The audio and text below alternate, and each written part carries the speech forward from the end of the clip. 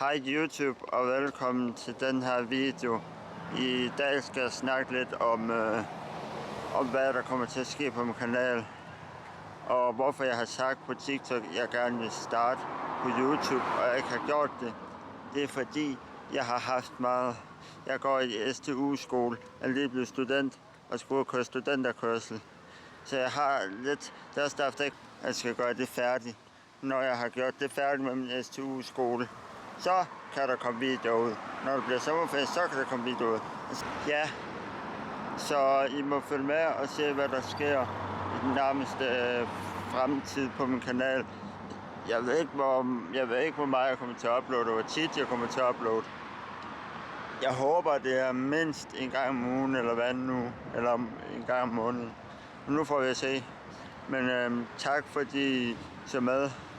Og husk at like og subscribe. Og vi ses i næste video. Hej!